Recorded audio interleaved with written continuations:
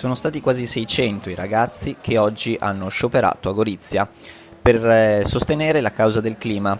Dal Parco della Rimembranza sono arrivati così in corteo fino a Piazza Sant'Antonio, dove hanno protestato per la urgente crisi climatica.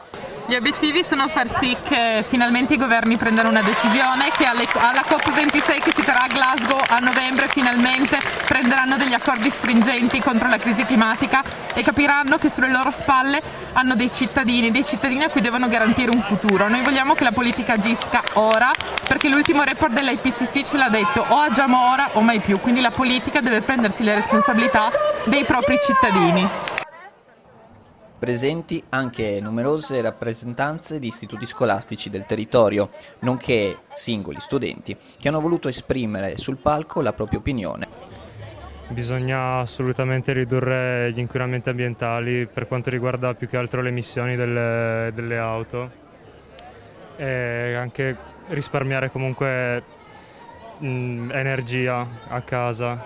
Da dove vieni? Da Gorizia. Perché sei qui oggi? Perché penso che sia bellissimo che tutti i giovani si siano riuniti finalmente anche dal vivo, e penso che sia bellissimo che le persone giovani si preoccupino anche di questioni che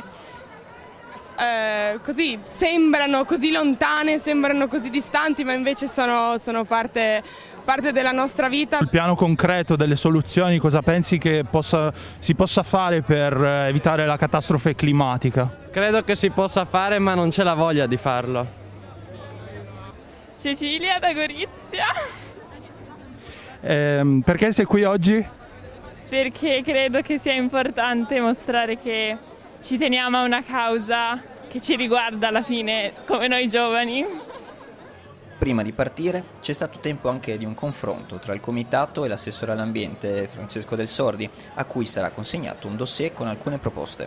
Assessore Del Sordi, oggi il sciopero del clima, lo stesso comitato Friday for Future ha preparato delle proposte anche per Gorizia. Allora, ci siamo lasciati che loro ce le invieranno a fine manifestazione, e dopodiché ovviamente bisogna leggere quali sono le proposte, e siamo d'accordo che ci rivedremo, quindi li convocherò appena possibile per discutere sulle loro proposte, che comunque mi dicono sono più di tipo etico e formale più che sostanziale.